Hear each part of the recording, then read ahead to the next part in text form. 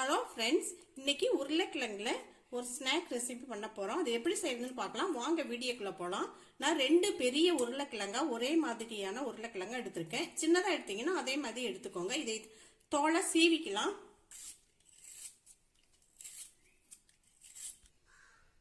தோல் சீவிட்டு ஒரு பாத்திரத்துல இதை போட்டு தண்ணி ஊற்றி வச்சிருக்கேன். இது வந்து நல்லா குழைய வேகக்கூடாது, ஒரு பாதி அளவு வேகணும்.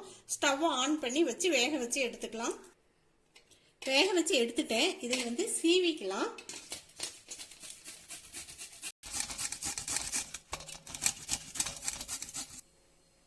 சீவிட்டேன் பாருங்க. நல்லா குழைவா வெந்தா இது மாதிரி வராது. கரெக்டா வேக வச்சு எடுத்துக்கணும். கொஞ்ச நேரம் வெந்தா போதும். இதை வந்து ஒரு பாத்திரத்துல சேர்த்துறேன்.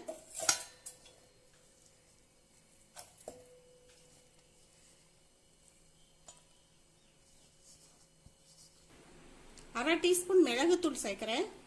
1 டீஸ்பூன் கார்ன்ஃபிளவர் மாவு சேர்க்கிறேன்.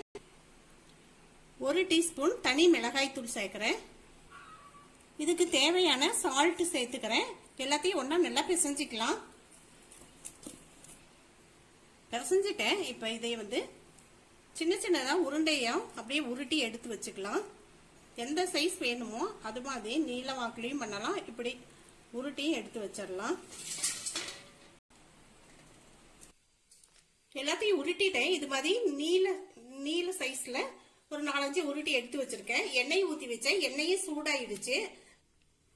எண்ணெய் காஞ்சிடுச்சு. நான் இப்ப எண்ணெயில ஒண்ணு ஒண்ணா போட்டு பொரிச்சு எடுத்துக்கலாம்.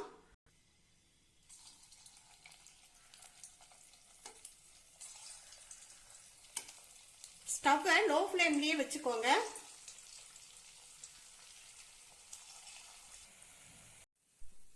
வெந்துருச்சு, எடுத்துறேன். அடுத்ததையும் போட்டு எடுத்துடலாம்.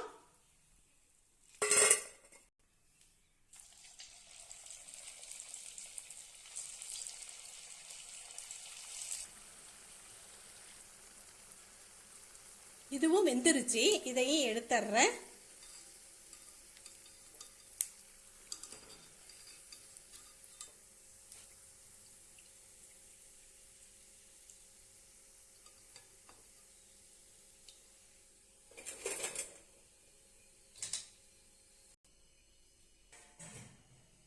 எல்லாத்தையும் பொரிச்சு எடுத்து வச்சுட்டேன்.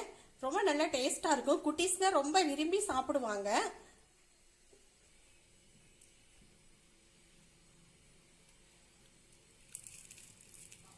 மேல நல்லா மொறு மொறுன்னு எவ்வளவு நல்லா இருக்கு பாருங்க.